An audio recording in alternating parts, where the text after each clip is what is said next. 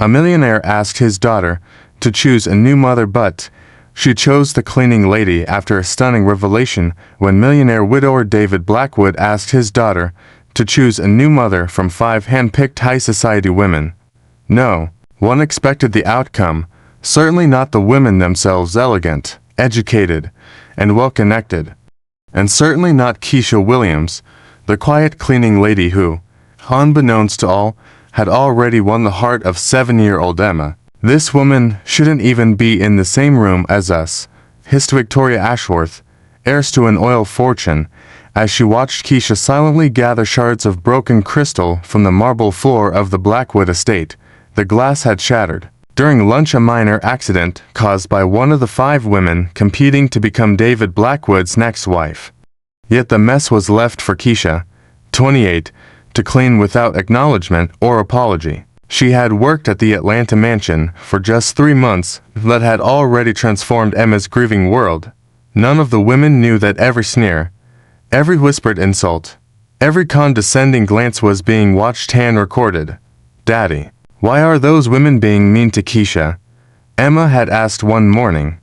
The question echoed in David's mind as he replayed footage from the mansion's hidden security cameras. He had installed them weeks ago, after noticing Emma's behavior regress nightmares, anxiety, the return of a sadness he thought they had left behind. The idea for the marriage competition had come from David's therapist. Allow Emma to spend time with several potential stepmothers and let her choose the one who made her feel most at home. 5 women were selected: a lawyer, a doctor, a businesswoman, an architect, and a socialite, all white, all wealthy, all seemingly perfect. But from day one, a quiet hostility emerged, not toward each other, but toward Kesha. Why? Because Emma adored her. Keisha's not competition, Victoria had scoffed. She's the help, but that little girl needs to learn about social boundaries, the other women agreed. Their jealousy festered, cloaked in elitist language. They didn't see Keisha's kindness as a virtue, it was a threat to their image, their goals, their entitlement. What they didn't know was that Keisha wasn't just a cleaner. She held a degree in education and had once worked in public schools before financial hardship and her mother's illness forced her to take domestic jobs. Every morning she endured thinly veiled barbs from the women. She doesn't know her place. She's a bad influence, not suitable company for a child from our world.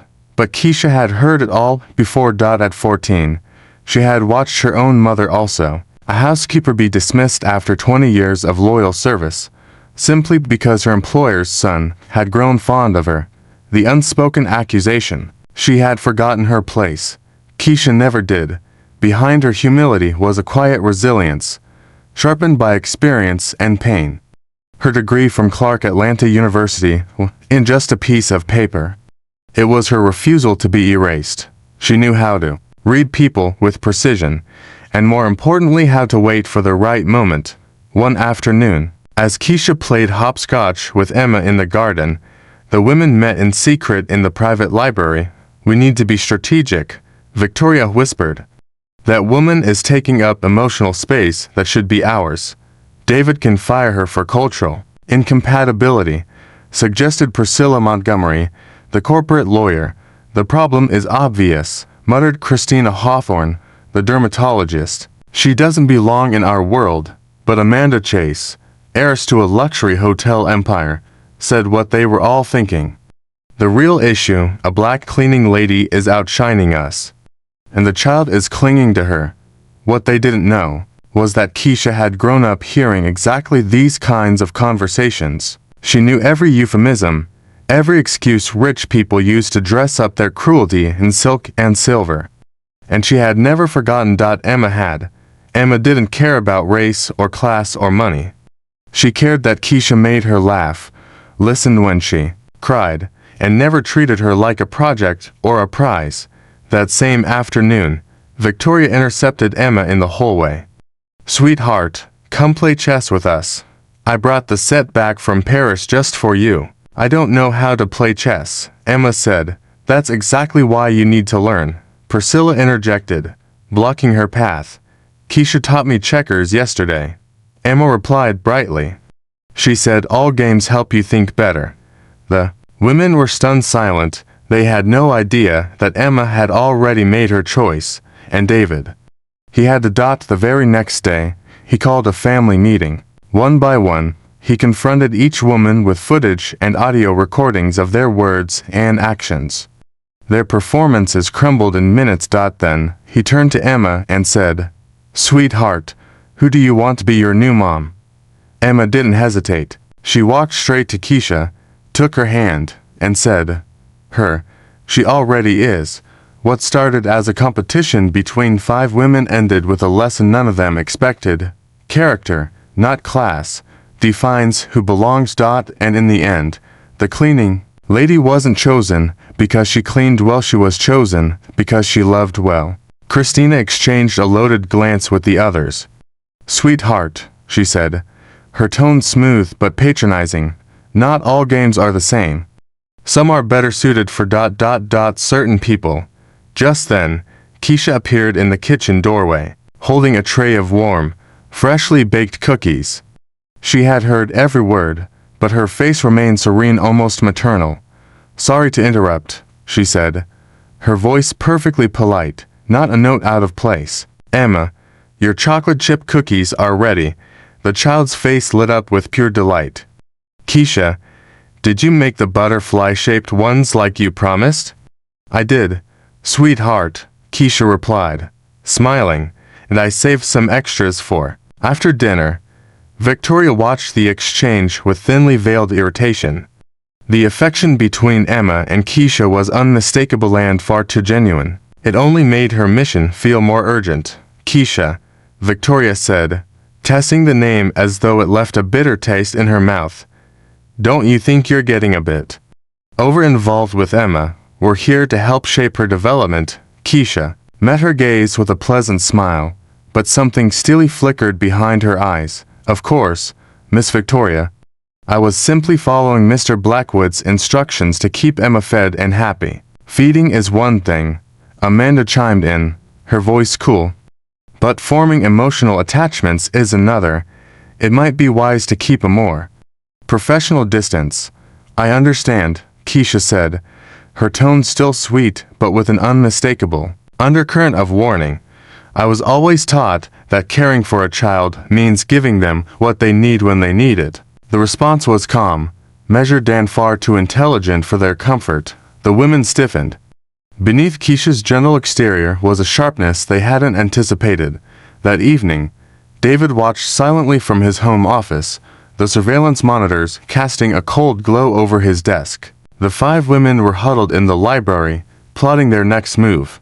They had begun compiling a dossier of Keisha's supposed infractions, every invented misstep, every fabricated offense, hoping to present it as justification for her dismissal. But what the footage showed was something else entirely.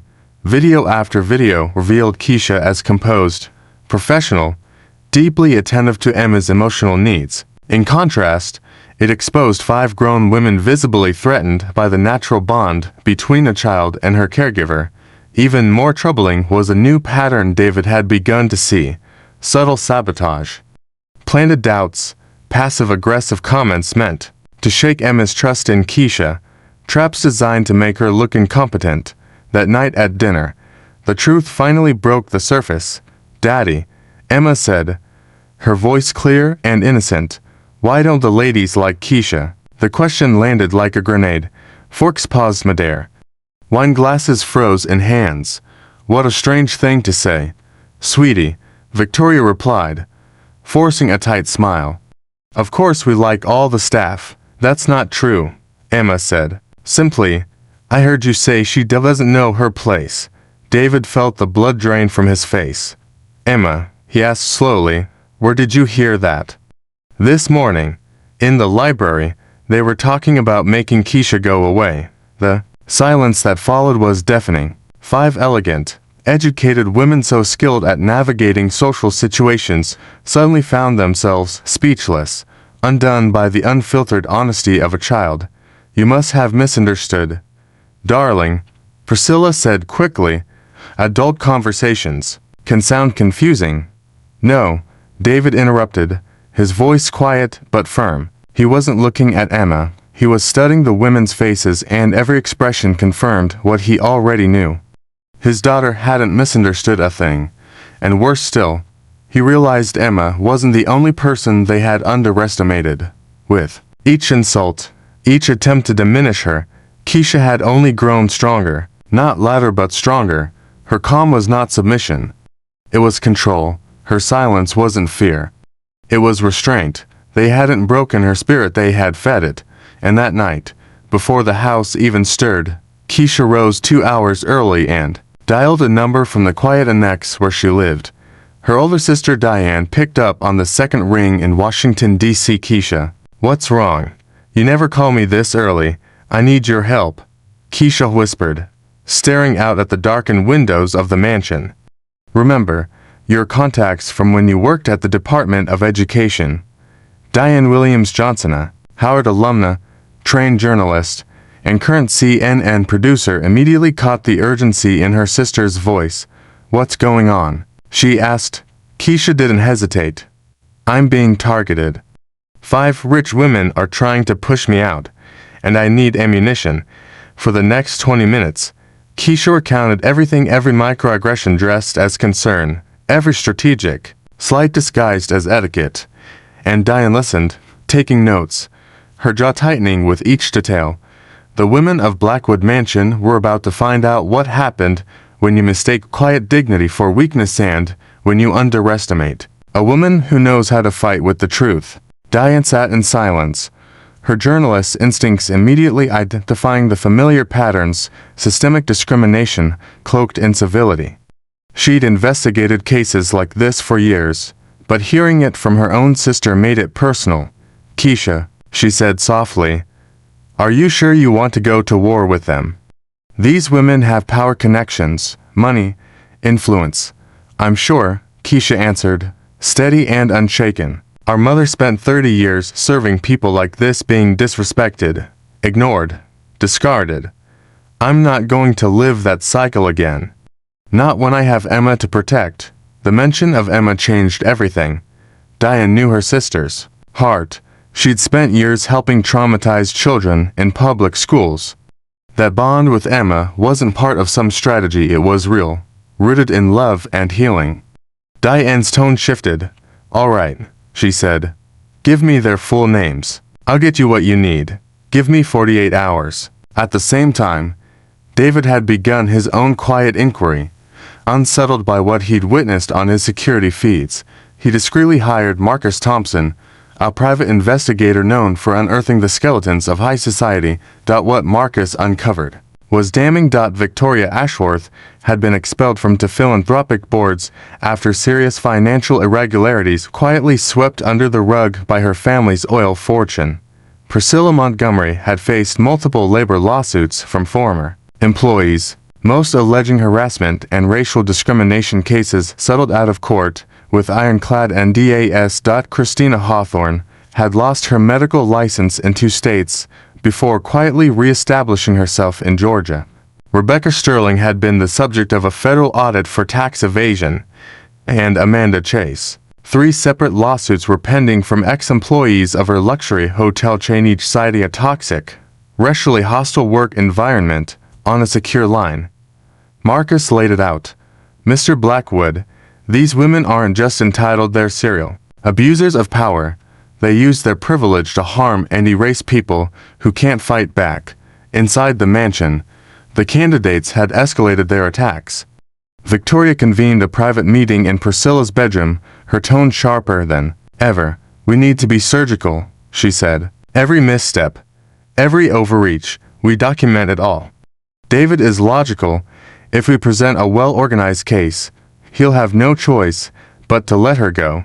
Priscilla opened her laptop, revealing a detailed document she'd prepared. Behavioral violations, breaches of privacy, inappropriate emotional influence over the child, allegations of manipulation. It's all there, framed carefully. "All fabricated," Christina added with a smirk, "but legally plausible. I can throw in concerns about Emma's psychological health. With my medical background, it'll hold weight." Rebecca and Amanda exchanged smug glances. To them, this was already a victory. They believed they'd crafted the perfect takedown, impossible to refute, especially by someone they assumed had no credentials, no allies, and no voice. They couldn't have been more wrong. Keisha had seen tactics like these before. In public schools across Atlanta, she'd watched administrators and supervisors quietly remove qualified black educators under the guise of cultural mismatch. She knew every trick in the book, and she knew how to fight them.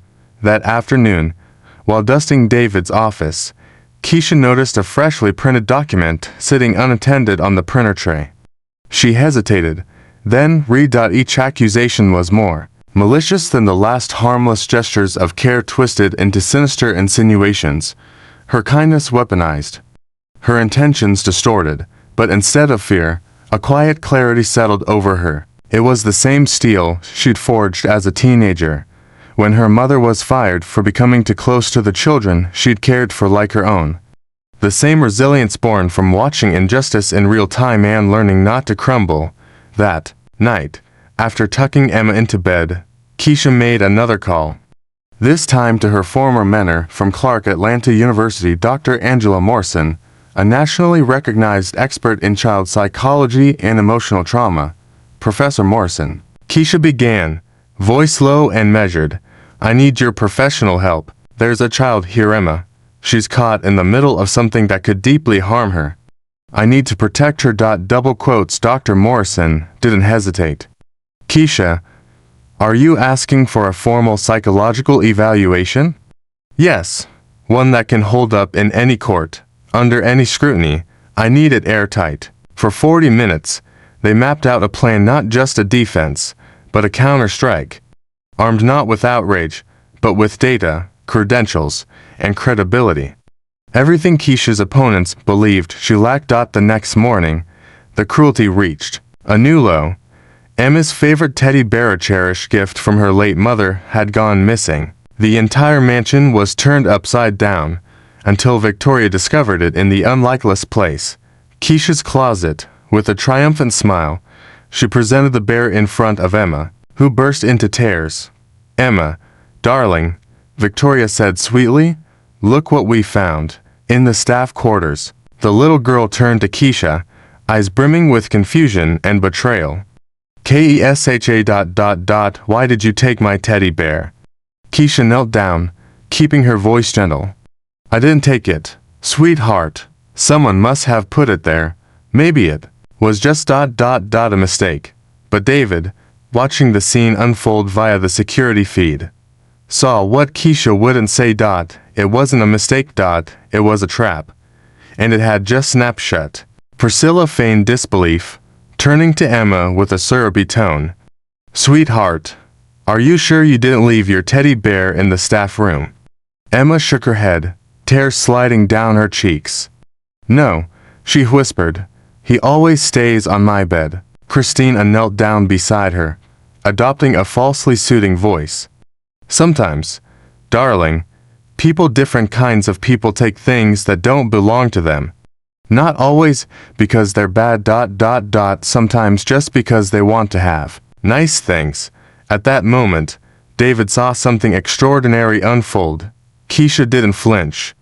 She didn't protest or argue. She didn't plead. Instead, she knelt beside Emma and gently embraced her. "My little one," she whispered, her voice soft but unwavering. "You know in your heart I would never take anything that belongs to you. And people who truly love you would never try to confuse that heart." Her words, so grounded in love and integrity, cast a glaring contrast against the quiet malice of the women standing behind them. David felt the truth land with a thud in his chest. This wasn't just about race. This wasn't just cruelty. He was watching a coordinated psychological assault on Keisha and on his daughter. That night, as the candidates toasted what they believed was their final, crushing blow, Keisha received a phone call that would change everything. Diane's voice came through the line like thunder. "Sis, you won't believe what I've found on your new friends. And the best part, it's all public record. They're a lot more fragile than they think. At the same time, in another wing of the mansion, David made a decision that would change the course of all their lives. He'd seen enough, heard enough. The facade was shattered. It was time to stop observing and act. But first, there was someone he owed a conversation to. A woman he misjudged, underestimated, and who had proven herself more capable, resilient, and dignified than any of the women who vied to replace her. Every attack had only refined her. Every blow had revealed her strength. They had tried to weaponize her vulnerability and, in doing so, handed her the very ammunition that would undo them. On Friday morning, David summoned the candidates for a formal meeting. They arrived, dressed in carefully chosen outfits, confident this was the moment one of them would be declared the winner. They had no idea the war had already been lost. "Ladies," David began, standing at the front of the room, "before I share my decision, I'd like to present some information." Victoria offered a poised smile. "Of course, David, we're all eager to hear it." The screen flickered to life. The first image was a headline: "Charity funds diverted. Victoria Ashworth implicated in financial misconduct." Beneath it, Victoria's face stared out from the screen. Her smile vanished. "That's Ali," she barked, her face flushing red. "Is it?" Came a calm voice from the side. "Diane Stead. Diane Williams Johnson, CNN. I authored that report. Every fact has been verified." David clicked to the next slide. Priscilla Montgomery, 3 lawsuits for racial discrimination. "David, this is being taken out of context," Priscilla stammered. Marcus Thompson stood next. "Nothing's out of context. I'm a licensed investigator. These are public records, all authenticated." The room went still as the screen continued. One by one, Christina, Rebecca, and Amanda were exposed. Medical malpractice, tax evasion, hostile work environments, all hidden behind manicured appearances and curated reputations. "You're not candidates," David said, voice cold. "You're predators, systemic ones. And I've documented every act of sabotage, every whisper of racism, every attempt to psychologically harm Keisha and Emma." He played the recordings. The room filled with their own voices, snide, condescending, cruel. The plot to frame Keisha, the manipulation of a child's grief. The teddy bear, "This is a violation of privacy," Victoria shrieked. "In your own home," David gave a hollow laugh. "In my home, you plotted to destroy a woman you didn't know, simply because you couldn't control her." Dr. Angela Morrison stepped forward. "As a developmental psychologist, I assessed Emma this week. She's formed a strong, secure attachment to Keisha, a healing bond essential to her emotional recovery. Any disruption to that bond would be traumatic." As if summoned by the truth, Emma burst into the room and ran straight into Keisha's arms. "Keisha, you're not leaving, right?" Keisha smiled softly. "No, sweetheart, I'm not going anywhere." David turned to face the 5 women, his expression resolute. "Keisha Williams holds a degree in education from Clark Atlanta University. 3 specializations in child development. Impeccable professional references. You assume she was just a maid because she's black." Victoria took one last shot, her voice brittle. "You're making a terrible mistake. David, think of Emma's future. Think of your standing." "I am thinking," he said firmly. Then he turned to Keisha. "Keisha, will you marry me?" Silence fell like a curtain. Keisha looked at Emma, then at David. Her voice, when it came, was steady. "I will." Emma squealed with delight. "Now Keisha will be my real mom." The women stood frozen, eyes wide, mouths parted. Victoria turned, ghost white. "This this is impossible," Christina whispered. But it wasn't. It was justice. Delayed but no longer denied. "You're going to marry the maid." Victoria sneered. David didn't blink. "No," he said clearly. "I'm marrying the most honest woman I've ever known. The woman who loved my daughter with a full heart while you tried to destroy her, with prejudice and lies." Diane was already filming. This will air Monday, Racist socialites exposed the fall of 5 elite predators, their reputations, careers, and social lives. Marcus added, finished, all backed by documentation undeniable and public. Victoria turned to leave, face tight with rage. Oh, one last thing, David called after her. You're all being sued for conspiracy, slander, and character assassination. My legal team's already working on it. The 5 women left the mansion in silence, their heels clicking like punctuation marks to their disgrace.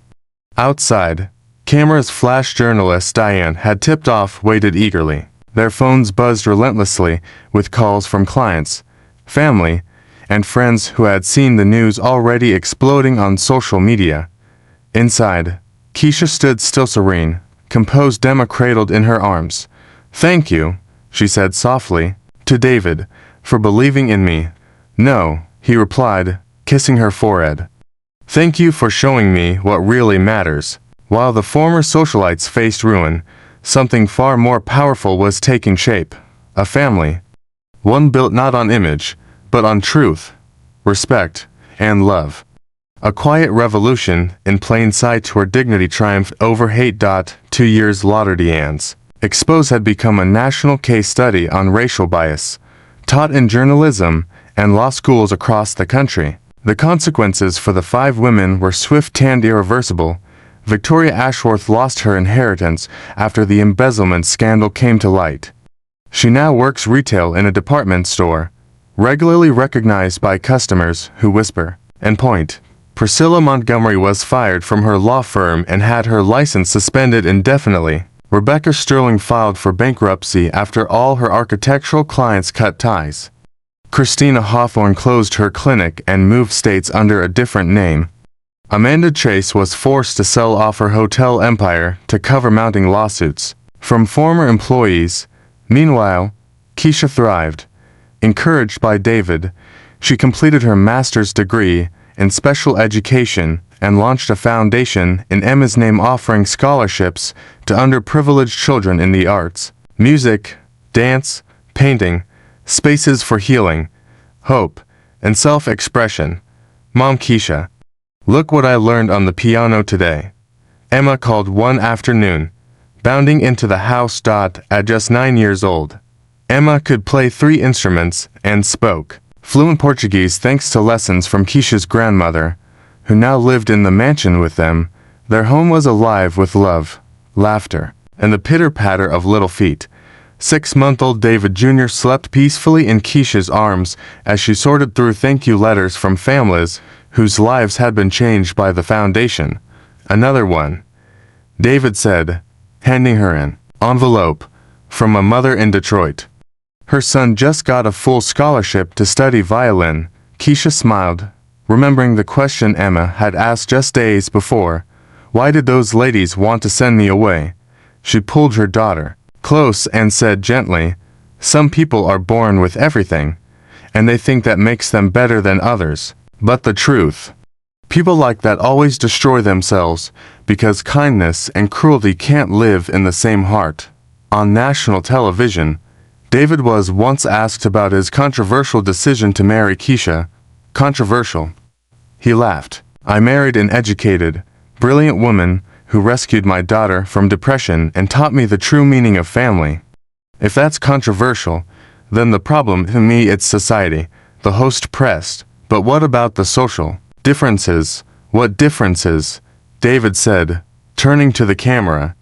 My wife has a master's degree, runs a foundation that's helped over 1,000 children, speaks 3 languages, and raises my kids with more love and wisdom than any socialite I've ever met. At home, Keisha watched the interview. Emma curled in her lap, pride radiating from them both. At school, Emma was often asked by curious classmates about her famous mother. She's the bravest woman in the world, Emma always said. And she makes the best chocolate cake. Keisha's greatest revenge had never been destruction. It was living well. It was thriving with a family built on truth. It was becoming undeniable proof that people like Victoria had always been wrong about race, about class, about human worth. That Sunday morning, As David played with the children in the same garden where Keisha had once been dismissed and humiliated, she stood quietly for a moment, taking it all in. It wasn't just that she had won. It was that she had turned her victory into a legacy. Love. David called from the lawn. Emma wrote you a song, come listen. Keisha walked toward the family she had built. Heartful, had high. Because sometimes, the most powerful response to hate isn't fury or revenge. It's love. It's success. It's rewriting the story they tried to write for you. If you believe in the power of dignity, love, and resilience over prejudice, subscribe for more stories like this, because when good people rise, the world takes notice.